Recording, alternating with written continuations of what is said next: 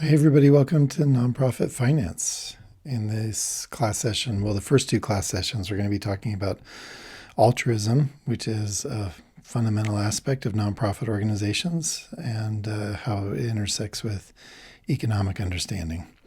For this first one, we're going to talk about the two characteristics of public goods.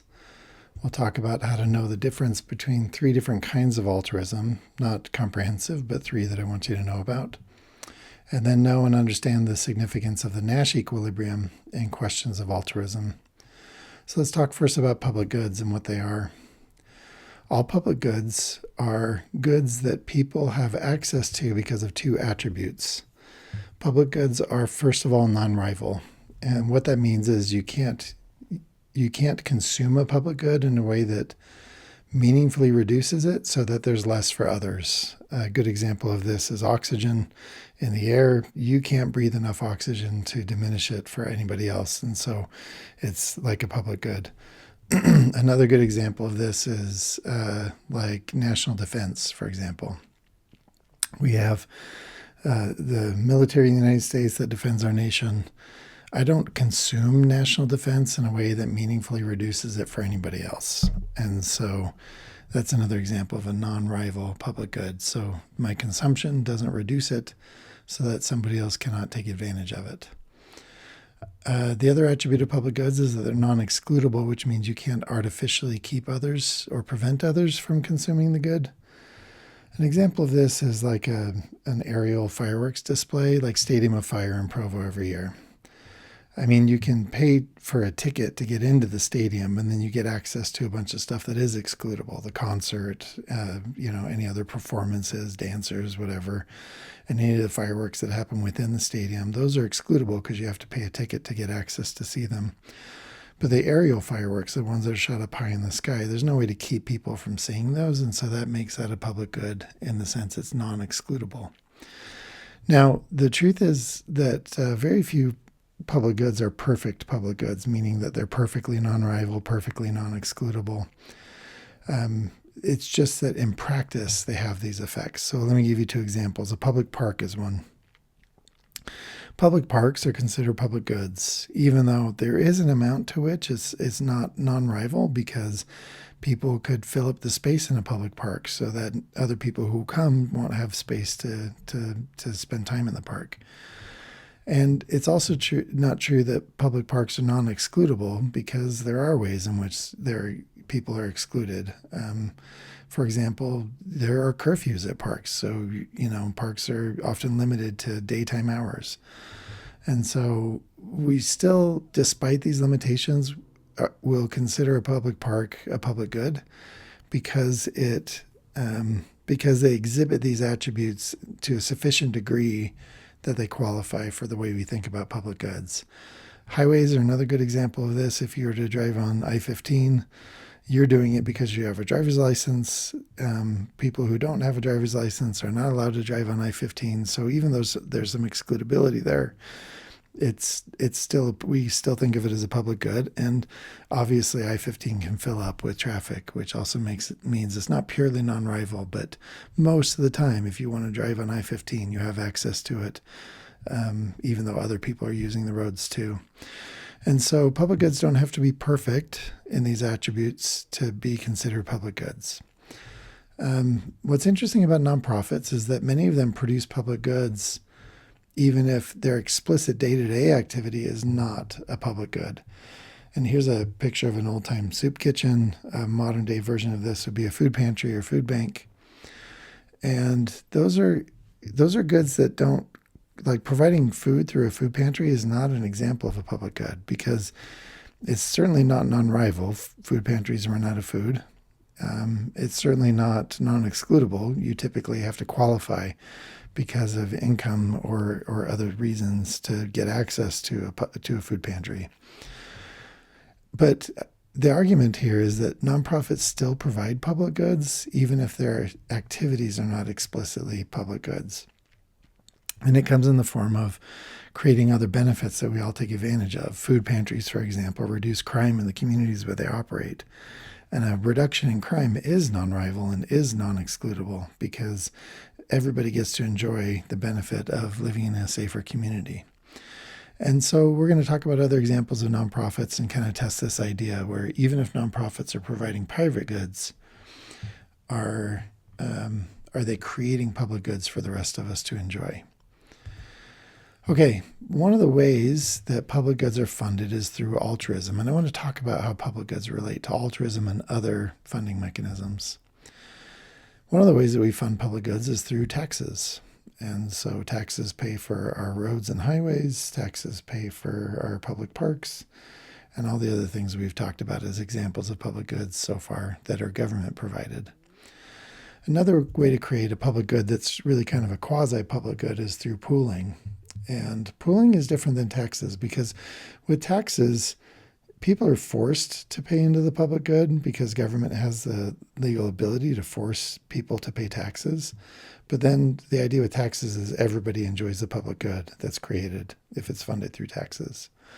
With pooling, it's a little bit different because the funding of the public good isn't compulsory. People who join the pool choose to, but once they're in the pool, then everybody in the pool gets to enjoy the public good. So there's some excludability with these sorts of goods. An example of this would be like a clubhouse being funded by a homeowners association.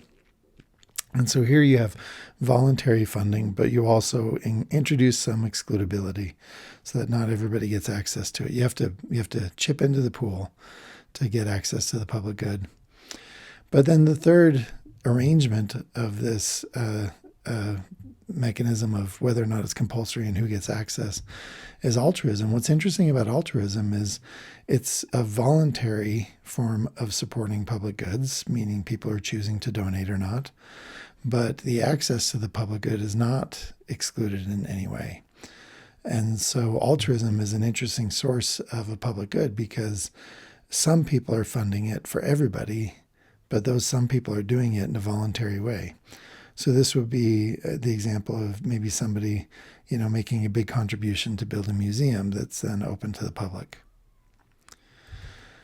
Altruism is tricky from an economic perspective. It's tricky because as an evolutionary concept, like in biology, it makes sense because you see a genetic urge to protect members of your species, especially descendants of your genetic heritage. So this is like when a mother bear defends her cubs. The rational thing for her to do, if the only thing she cared about was self-preservation, would be to flee in the face of danger, but she'll stick around in the face of danger to protect her cubs. And that's the evolutionary version of altruism.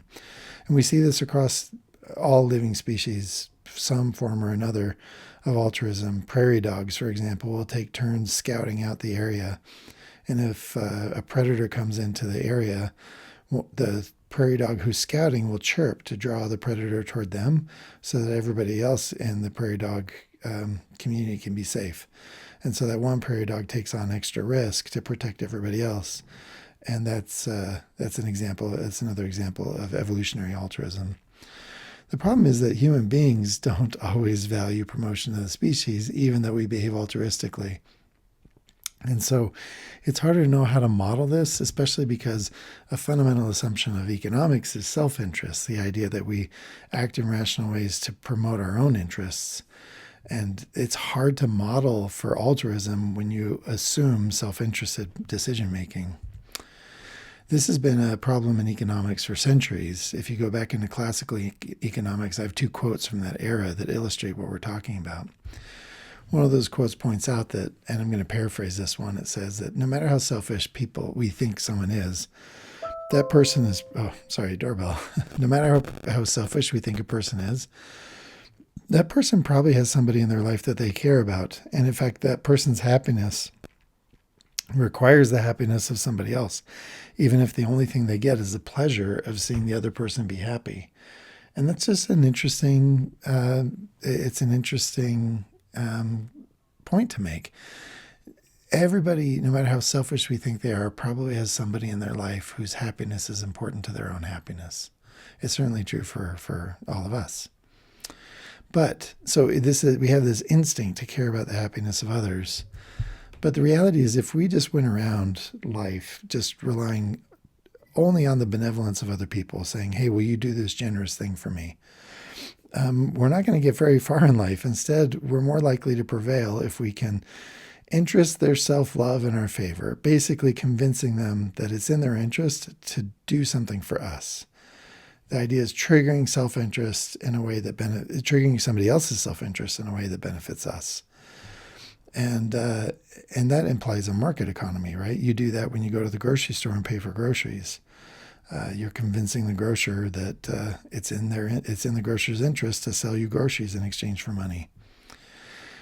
And so we've had this tension for centuries in economics about how to think about and model for altruism, because self-interest is such a fundamental part of how we engage with each other. What's interesting, though, is that both of these quotes come from Adam Smith. And Adam Smith is the poster boy of the second quote, the idea of self-interested economic decision-making. But the reality is he wrote an entire book called The Theory of Moral Sentiments, which is about, among other things, this idea that we desire the welfare of other people, and that's actually a desire we should cultivate. More modern economists have tried to model altruism to establish rational ways of thinking about it. One of them is an economist named James Andreoni, and he came up with a variety of economic models for altruism, and I'm going to show you 3 of them here.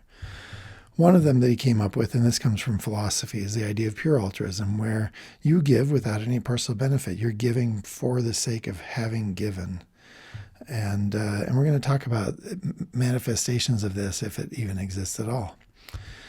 Another form of altruism he talks about is impure altruism, or what's now widely called warm glow altruism, because Andreoni coined this term, warm glow. But basically, warm glow refers to the idea that we give because it makes us feel good in a variety of ways. You get warm and fuzzy feelings when you help people out. You might feel better about yourself when you help people out. Basically, any of the warm glow benefit we get from giving becomes the incentive for giving. We do it because it makes us feel good. And then finally, another model for self-interest, for altruism that he talked about is what he called enlightened self-interest. And this is where you give because in some remote way it will come back to your benefit. And so you give with the expectation for a future gain rather than an immediate one. And the idea here would be like giving to your food pantry so that you can live in a safer community. You do it because you know that a safe community is a benefit you receive. And so you're not doing it because you care about the people the food pantry is helping, or you're trying to, just be generous. You're doing it because you want to live in a safer place, and you know that a food pantry will do that. And so it's almost like a transaction with a remote financial return. And so that's what he calls enlightened self-interest. Now, there is a whole other way to think about this. And one of the reasons that economists, I think, struggle with modeling altruism is because they focus so much on the idea of interest, meaning what is the motive for people's giving. But we could model altruism in a different way by changing what self means, by altering what the definition of self is. And this is a perspective on altruism that you find in a lot of places. It's in psychology and some research called self-expansion theory. You see it in a variety of works by philosophers, including Martin Buber.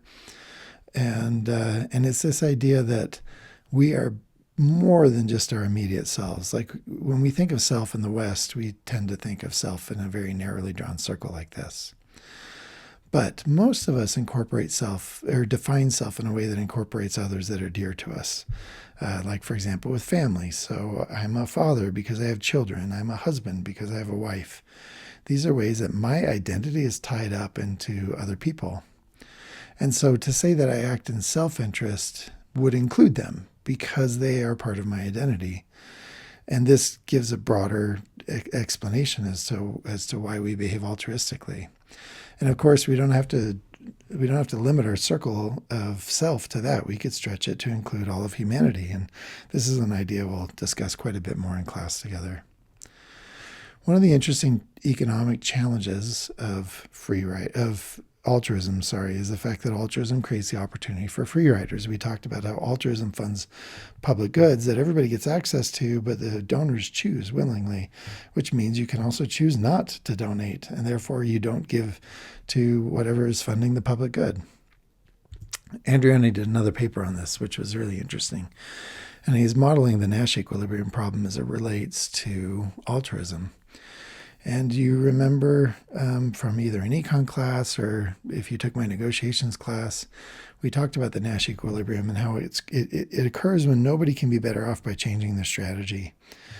And instead of thinking about that like in a competitive scenario, like a game, like the Prisoner's Dilemma, instead think of it in the context of like a capital campaign for a nonprofit. Capital campaigns are where they're trying to raise a big amount of money to do something huge, like say build a new building.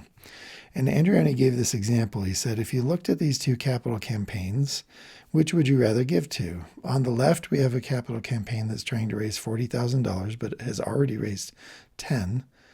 And then on the right, we have a capital campaign that's trying to raise $30,000, but hasn't raised anything yet. Well, if you look at these two capital campaigns, odds are pretty good, and we'll talk about this in class, that you prefer the first over the second. And we're going to talk about why that's true and why it has to do with this Nash equilibrium example. The challenge with altruism to fund public goods is that everybody can just wait until people start donating, because that's the rational strategy. You just wait until other people start donating. And then if it seems likely to get there with your help, then you might chip in. But if we all wait, then nothing ever would get funded. And so all public goods create the potential for people to become free riders. And free riders are those who benefit from the public good without contributing to it. One of the ways we deal with free riders in an altruism context is we create social norms to look down on free riders. And so if you don't chip in to the public good that's being funded by altruism, even though you get access to it still, people tend to think less of you because you didn't contribute when everybody else did. And so we find a variety of ways to enforce altruism, socially speaking. So where does this all fit into nonprofit organizations? Well, we know that society likes the public goods provided by nonprofits. We see evidence of that all over the place. We also know that few people are pure altruists, and most people are instead impure altruists if we're looking for sort of a primary motivation for giving. And that's an idea we're going to discuss more in class. But what we also know is that pretty much everybody free rides at some point. If you listen to public radio without chipping in during the fund drive, you're a free rider. We can think of a bunch of other examples of how this happens, but pretty much everybody free rides at some point or another. And what's interesting, though, is an altruist probably shouldn't care. As long as the public good is being created, which is the purpose of giving, then maybe we shouldn't care about free riding as much as we do. Now, to round out this idea, I want to introduce some other motivations for altruism that we haven't discussed, because altruism is still being widely debated, researched rigorously by psychologists and others. And so it's interesting to consider what other reasons might we have, for being generous with others. Well, one of those is going back to that evolutionary idea, and it comes in the form of sympathy. Richard Dawkins made this idea famous, writing a book called The Selfish Gene. The idea is that our genes want to persist. And so because of that, we will protect other instances of our genes, like our descendants, for example, the kids we give birth to. And because of this instinct to promote those who are like us, those who share our genetic details, that instinct spreads to others, even if our genes aren't the same, where we want to help and protect those who are like us. And so this is the sympathy motivation for altruism, where the idea is that these people are like me, and therefore I'm going to work to protect and help them. Another is a perspective put forward by Amartya Sen, who was a welfare economist. He won the Nobel Prize in Economics. And Sen's argument was that if we're not doing it for sympathy, we're doing it for commitment. The idea being that we form these social commitments with each other. And so he made an argument that much of altruism is really just promise keeping, and not like individual promises we make to each other, although that can be true too, but instead the idea that we've made commitments to each other socially. And in fulfilling these commitments to each other, we recognize that we sometimes have to behave generously, and that's why we do. And so that's Sen's argument. And then finally is this sort of keeping up idea by Sugden, which has a lot to do with signaling and feeling like we fit in. But the idea here is that altruism is really just reciprocity. And we behave altruistically to sort of signal to the group, hey, I belong. So that way, when it's our turn later to receive somebody else's generosity, we're entitled to receive it. And so we give with the anticipation or expectation that it will come back to us. So it's sort of like the enlightened self-interest idea, but grounded in group belonging and signaling to the group that we belong here because this is a group of generous people who help each other, and therefore I'm going to be generous and help others too. All right, so that covers the topics that we're going to get into much more deeply in class together. See you then.